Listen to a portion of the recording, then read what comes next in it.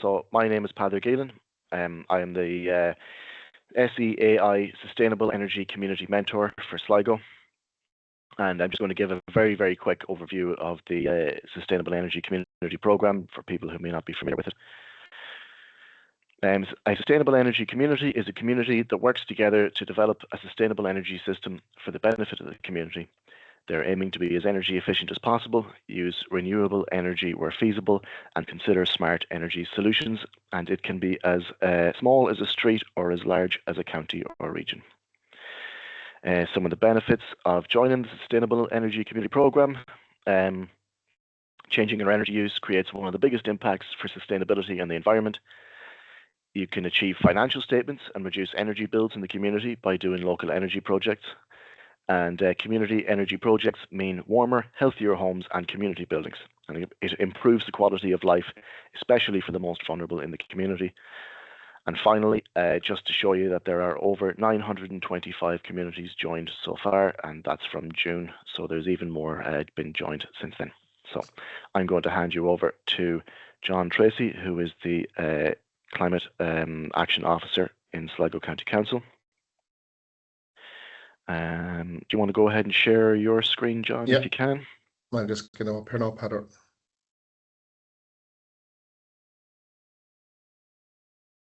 Okay, can everybody see that? Yep. Okay. My name is John Tracy. I'm the Community Climate Action Officer for Sligo County Council.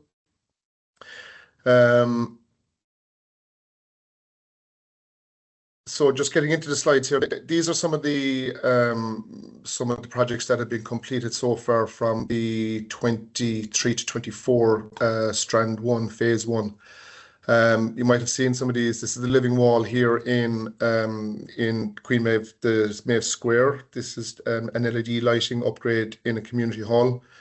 Native hedging here in Cliffney. This is St. Farnan's. They have a sheltered bike rack, and we have solar PV in Coolani. So today we just talk about the Community Climate Action Fund. The agenda is program objectives, the Strand 1 overview, eligibility, previous Strand 1 24-25 funding information, the non-eligible projects and activities, project themes, and application process evaluation. So the program objectives are to support small and large rural and urban communities to take climate action at a local level, and to shape and build low-carbon sustainable communities in a coherent way to contribute to national climate and energy targets. So all this information that you're going to hear today is actually all up on the Department of Climate and Energy website. So it's nothing, all of this is to public knowledge. So the Strand 1 overview, it's open to community groups. The good thing about it is that it's 100% funding. It is competitive. The last round we had 28 applications, 21 got funding. Direct climate action projects to do with capital expenditure items. Education capacity building projects are currently not eligible under Strand 1, and that is going to continue from the next phase of funding from 25 to 27. It's open to pre-funding projects on a case-by-case and needs basis, and projects must be delivered within 18 months from the letter of offer. That date has changed there now. We got confirmation yesterday that the fund is opening on the 28th of October, which will mean the letters of offer from the department will probably come out in March 26, and you'll have 18 months from the letter of offer, which will take us to the end of 27 to complete projects. Community organisations meeting the requirements listed below are eligible to apply to partner with local authorities to implement a project under this fund. They must be non-for-profit organisation, must be located within the operational area of the local authority, must submit a completed application by the specified closing date and time, which is the 23rd of December this year. Must be registered with a PPN or connected with other collectives, e.g. The Wheel, Tidy Towns and our community group. They must have articles of association or a constitution, hold an AGM, and or have approved minutes available.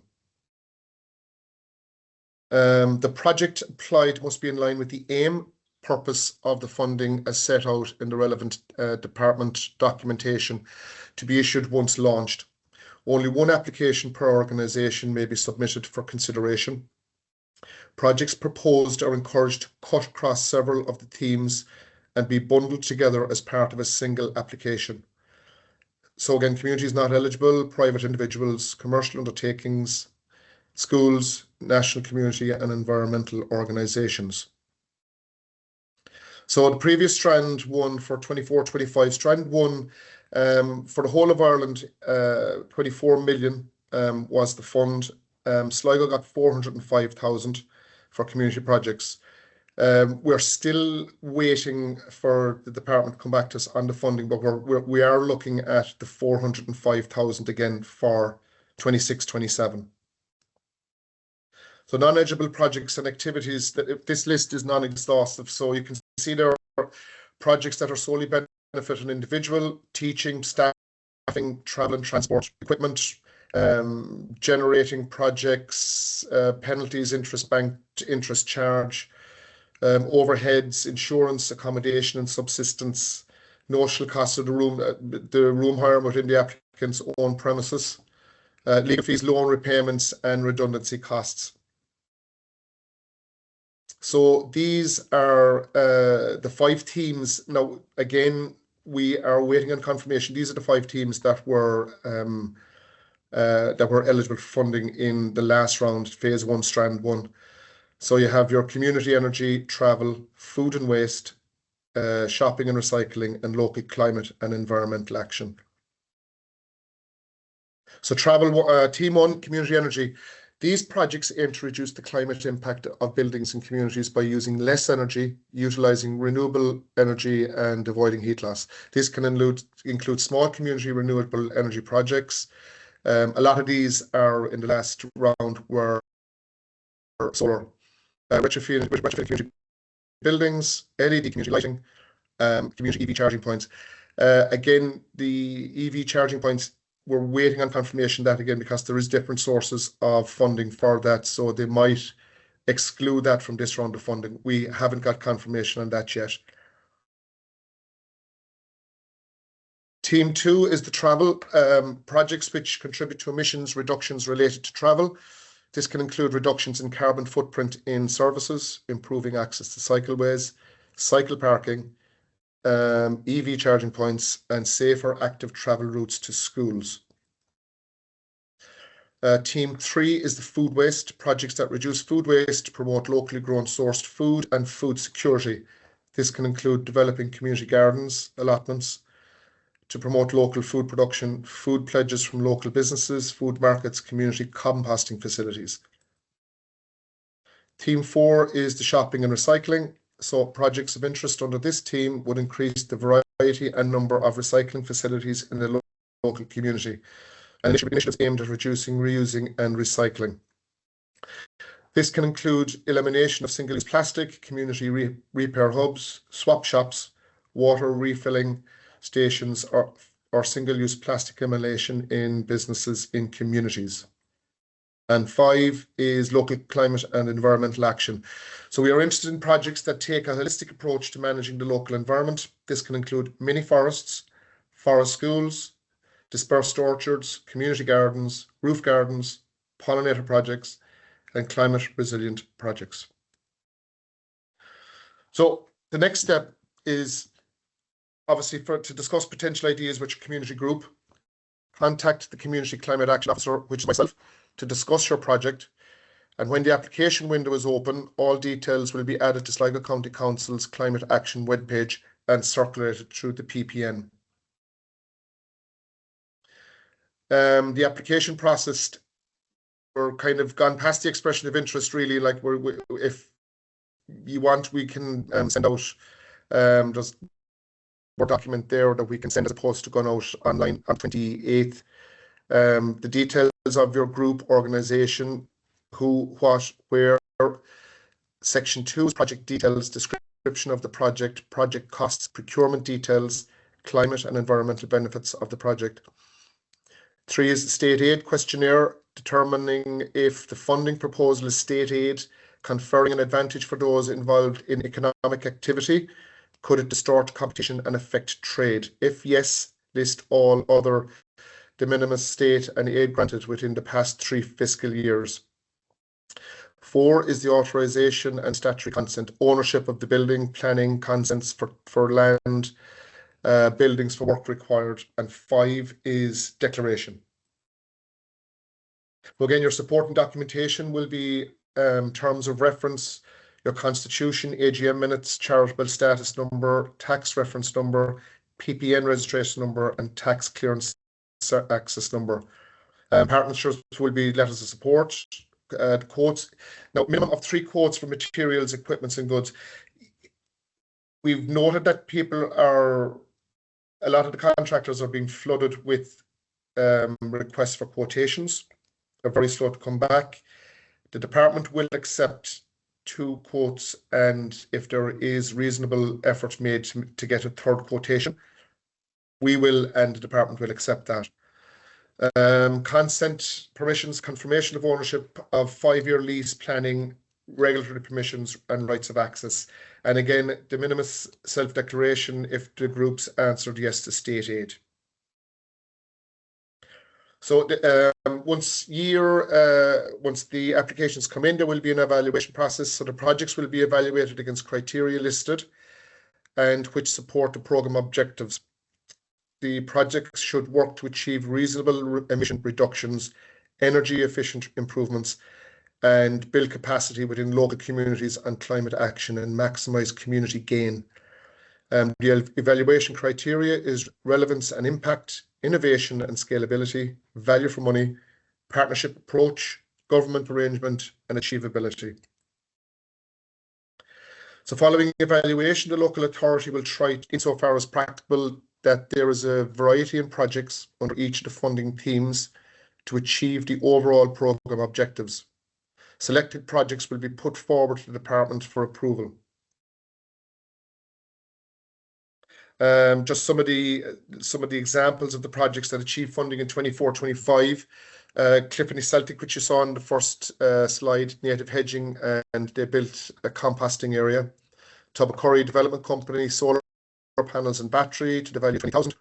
Sui Community Council, windows and doors and solar PV to the value of 25,775. And Giva, which is probably the biggest one of our projects, attic insulation, solar PV, LED lighting. They got a garden shed and polytunnel as well for the men's shed, which came to 44,508. That's it. I hope I didn't run through too fast for you. There's my email address. I'm sure Padder will be able to share it anyway with you. And thank you very much. We can get to questions now. Thanks for that, John. If anyone has a question, either there's a little button up the top there to raise your hand if you want me to unmute your mic, or if you can post it into the chat either. And thanks very much again, John, for that. All right, Padder. I will send John's email address out to everyone who attended as well.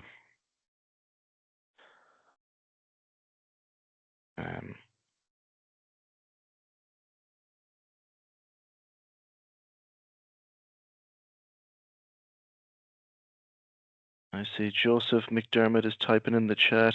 I can if you like. Oh, Mel's got his hand up. Okay, I'll just unmute Mel Gavin first.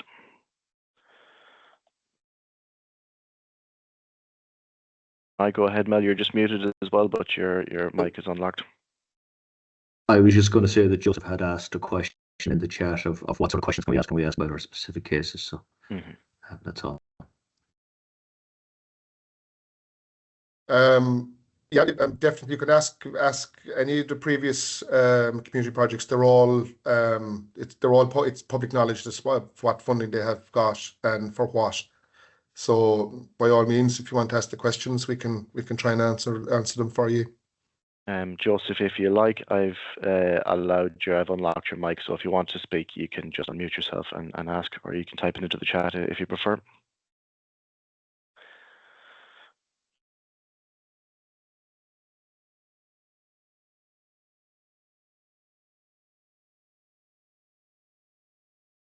Okay. He's asking, John, they need to basically upgrade the electrics in the building and modernize it before they can do anything else. So the Climate Action Fund, does it cover any kind of a works around, like if you wanted to get maybe more efficient heating, electric heating or solar panels, but you needed to upgrade the electrics in the building. I wonder, would it cover any works around that, or would it just cover specifically works that are going to reduce carbon output? Yeah, to date now, some of the communities, they've actually struggled with upgrading their heating systems to electric because they would require three-phase power as opposed to single-phase. That cost is quite exorbitant through the ASB at the moment. For rural communities, they're looking at probably 15,000. That's not going to be included. They will do everything from the electric radiators to the solar panels, but nothing in between. Now, that's not to say that we can't ask the question, is upgrading wiring in a facility going to be included in this? A lot of it would be to do with the elements that are energy saving and carbon reducing. Okay. Now, they will fund some enabling works with the water refill stations. If there is some enabling works where you're going to have to bring water to the refill stations, they will cover that cost, but you'll be looking at a cost of probably 400 or 500 euros as opposed to probably 10 or 15,000. Okay. And just also from Joseph, electric storage heaters. He says, what method of heating is preferred and covered by the grant? But are my electric storage heaters, would they be considered to be an efficient upgrade to a building? Well, what you'd be doing is that you'd be hoping you'd be getting rid of the electric storage heaters and going for the more upgraded versions of the more economical versions that are there at the moment, which are excellent and really cheap to run. But again, you would be trying to tie that in with solar and battery as well. Okay. Michael is asking when the deadline for submitting the application is. I believe you said the 23rd of December. Is that correct? The 23rd, yeah. It's going to be opened up on the 28th of October, and 8 weeks. Now, again, what we can do is we have the new application form, which is released this morning. There's no reason that we can't get that out to people, because what happens now is that Sligo County Council, we're in as administrators for the department. All the work is going to have to come through the communities, quotations, what you want to get done, and the quality. I can't emphasize the quality of the application. We're going to get it. It's going to be online through the Sligo County Council webpage. We're waiting on the Irish version before we can release that yet. But there's nothing to say that you can't start the application process now. Again, my email address is there. Padder can give you my phone number if you want to ring me. I can go out if it's suitable. We can go out, we can meet up, we can have a chat, and we can get the ball rolling straight away. But look, the thing is that there's 5 teams there. Shoot for the stars with all of them if you can, because I wasn't there now for the last round of the evaluation when it was done 2 years ago. What happens is that they kind of, if somebody comes in for 5 items, it'll be pulled back to 3, because we only have 405,000. We try to push it out to as many community organisations as we can. Okay. I've posted John's email address into the chat there. Again, I can send that to everyone who's attended afterward. Apologies now. Mairead is wondering, so on roof repairs, is it just the insulation material, or does it cover enabling works? Or so, if, for example, I think in this specific case, perhaps they may want to remove maybe a ceiling or a roof to insulate and then put those back in. Would it just be the insulation that would be covered, or again, how much enabling works kind of around that do you think would be reasonable? Yeah, look, again, flat roofs, a lot of the time you're restricted from working inside because you'd have just the height restrictions and stuff. So these are questions that we will go back to the department with. They are very good with coming back to us. If we can get it across to them that there's reasons why you can't touch the inside of the building, that it only can only be done from outside. There is a chance that it can be covered. I'm not going to say over 100% that it will be covered, but it's the case that is brought forward by the community as to why you can't insulate internally, which would be the most optimal way of doing it. If there's a ceiling that needs to be held, if there's timber work, which is historical. I know there's one community, they've spent 20,000 doing up the inside of a building, and now they have to look at funding to try and get it insulated externally. So these are the cases that will have to be brought from the community to us, to the department, and we can get the answers through them. Okay. Again from Joseph. So he's saying, so you could do a combination of window replacement, wall and ceiling insulation, and solar. I believe that is the case indeed. Yeah. Yes. Number of things. And is there, so if let's say they installed solar panels on a community building and they wanted to sell some of the power back to the grid, would that be a problem because it's generating income for that community group? Well, technically, it's credits is what they're building up as opposed to actual financial gain. Mm-hmm. So a lot of it is what they're doing, is what they're generating in the summer is going to be stored as credit as to what they're using in the winter. Again, if they're looking at selling it on to another community building that's attached to them, that's probably a bit of a grey area. But like a lot of it is built up to what the community hall are building up over the summer. Like all you're doing is you're reducing your bills, you're crediting your bill in the winter for the months that you're not generating solar. Okay. That's all that's all I see in the chat currently. I'll just give maybe Joseph a minute to type the next question, but again, anyone else has a question, they can raise their hand, and I again will send out John's email address so you can send any of your questions directly to John. So I'll email you out that email address, and it's in the chat there as well if you want to go into the chat and just copy it out of there. Okay. I can send on the updated version of the application form, Peter. Yeah. The thing about this is that I noticed this year there's an awful lot of interest in the Community Climate Action Fund because the simple reason that it's 100% funded. Mm-hmm. Okay, so there is a lot of interest, and I can't emphasize enough the quality of the application that comes in. You'll be able to give me that application that I can distribute out to everybody who's attended here. I can send it on to you after the meeting. Yeah. Okay, I can send that out to everyone who's joined up the meeting here. David Hosey wants to ask a question. I'll just allow your mic, David. So if you want to unmute yourself, David, you can go ahead. Yeah. Thanks, Father. Thanks, John. Thanks very much for the presentation. Thanks for the support as well for Tubbercurry Development Company. It's been very beneficial in the past. Is it okay to send on the actual deck, John, after the call as well, please? Just the deck you went through there, just for information, please. Say that to me again, David. Sorry. Sorry, John. Is it okay to send on the PowerPoint deck that you went through there to everybody after this call is over? I've recorded this meeting, so I will make the recording available to everybody afterwards, and you can you can take up the recording then. Super. Thanks, guys. Thank you.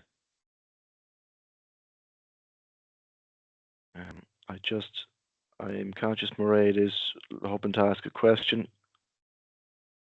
Mairead has asked one there in the chat, Father. Is the online application the first step in the process? Okay. I wouldn't wait, Mairead, for the portal. You can upload your application on the when it opens up on the 28th.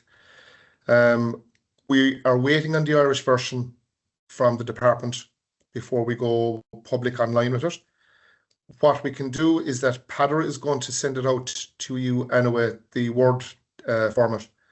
So I would start that first. You need to look at what works you want to do in the community hall. You need to get your quotations. That's the hard work. Filling out the application form is not that hard. John, I think the question is asking, is there an initial expression of interest, or is it No, a no. single stage application? No, it's not. No, it'll be the expression of interest is gone now, so it's going to be the application now. Brilliant. Okay. That's probably it for now. Again, I will send everyone John's email address, and if you have any questions, you can just email them on to John. And just to let you know that I'm open, I'm flexible enough to get out and meet you and have a look at the buildings and have a chat about what can be done. So just once we can organise a date or a time, I'm flexible enough to be able to come out to call out to you. Right. Okay. Thanks very much, Thanks John. very much. Thanks, lads. As I said, everyone, I'll much. make this recording available to everyone who's attended here as well. So. Okay. Thanks, brother. Thanks, Thanks, Padder. John.